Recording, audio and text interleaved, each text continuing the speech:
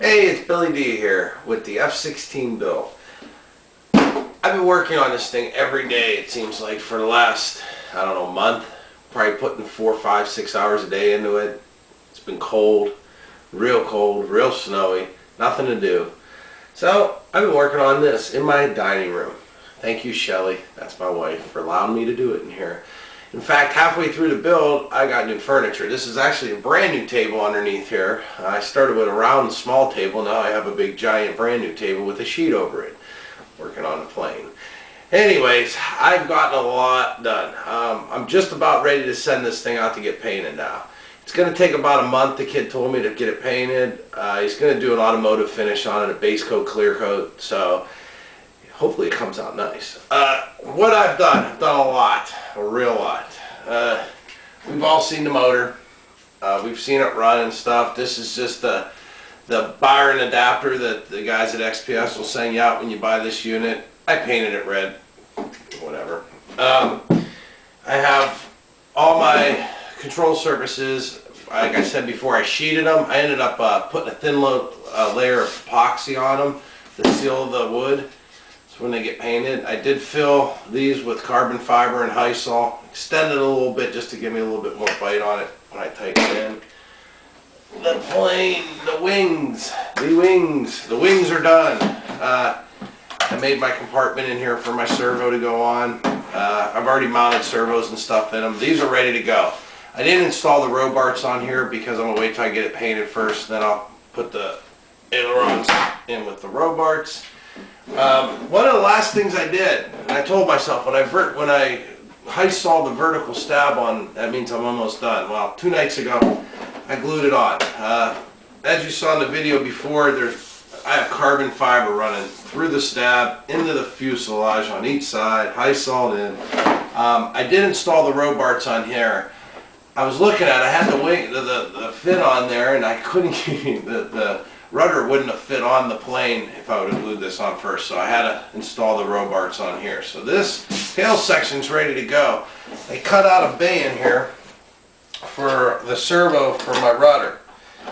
The servo goes in here, so I'm only going to have a short distance, which is probably only, I'd say about 3.5 inches between the control arm and the horn right here. Nice short distance compared to the BYRON. They had the servo all the way up in front of the fuselage for the rudder, which made it flutter. Rudder flutter. I put my fins on it last night. I Hysoled those on, so they're nice and strong and ready to go. Otherwise, as you saw on the landing gear side of it, I did do some work on the landing gear. I extended the landing gear up higher to clear the fan. It just looked like you have a hard landing. The landing gear is going to jam their way right into the fan. So I extended them up. I had the brackets re-welded. They were aluminum. I'm TEG welded. So I extended the gear up so they're up out of the way of the fan unit. It's pretty much ready to go out to paint. I'm getting excited because I get scared when I think of the first time I'm going to fly this. As I'm working on it, sometimes I sit back and I look at it and I think of the first time I'm going to taxi it out to fly it, and I get sick to my stomach a little bit. But that's the fun of this, you know, the adrenaline.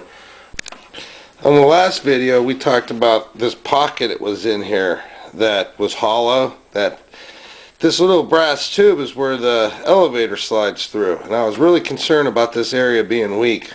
Not so much anymore. I filled this with Hysol and some grind fiber and whatnot, but I filled this whole entire cell up, if you want to say, which would be this section right here.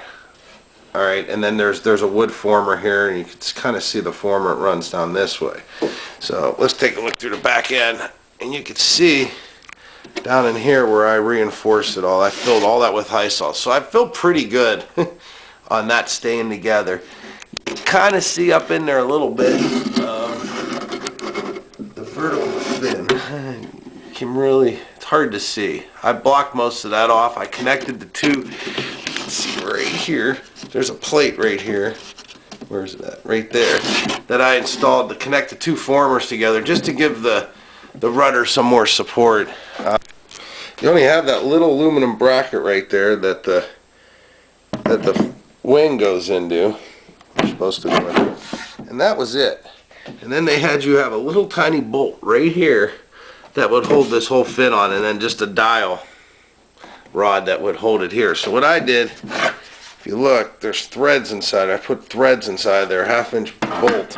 And right here, I didn't drill it yet, but I'm going to drill this out, and there'll be a bolt that comes up through. You can kind of see on the back side of it. The bolt will go right through there, and I did reinforced it with a wood sheet. You can see the wood in there, and I high sawed that in. So hopefully the wings will stay on it. Here's a good look at the wing, if you can even see it. But she's coming along pretty good. Like I said, I got a lot of work done to it. And she's going to be ready for paint here real soon. Here's another little thing I did. One of the guys on one of the forums posted pictures of his BYRON F-16, and he put this little block there just to smooth the air out going by the retract, which was a pretty good idea. It only took a couple of minutes to make a piece of balsa out of that. Another thing I had to rebuild, these little, on the F-16 you have these, and these were made out of plastic on the BYRON, and they were just all deformed and stuff, so I made them out of what wood I had left over from sheeting the wings. This is some real thin 1/64 that I made out, and I have to glue these on yet. I just finished the second one up, I still haven't sanded it. And these go on right like that. So how to make new ones of these even. Like if you look over here, these ones are plastic. These are plastic right here, and that's exactly how this end piece was right here. This was a plastic piece, now it's wood. So I think that's just for looks. I'm sure it helps when it's flying a little bit, but well, that's it for right now.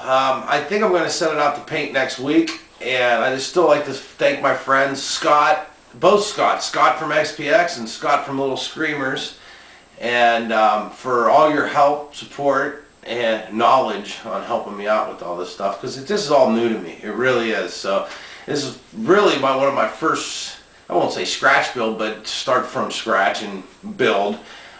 My next jet will probably be an ARF. It's a lot of work, and I'd rather just put an ARF together and fly it, but this has been a great experience. I've learned so much. That's the good thing about this. You know, I kind of forced myself to learn what the heck I was doing. And that's been probably the most fun experience to learn how to do this. But go check out littlescreamers.com. You'll see a couple of my videos on their website. You can go to XPS's website, check out the fan unit. They sell the complete kit. Or you can go to Little Screamers and check out some of his motors. He makes some really badass motors out there for your EDFs. And this is Billy D. This is, I think, part 5 of, I believe, of my videos, so there'll be more to come. Probably in about another month there'll be a new video up, but stay tuned for that. I have that new build coming up. While this goes out for paint, I have a little fun build. So my next project, while this is going to be out getting painted, is something I picked up at a swap shop, swap meet, whatever. I paid $10 for it. It's a prop driven jet. Set up for a glow motor.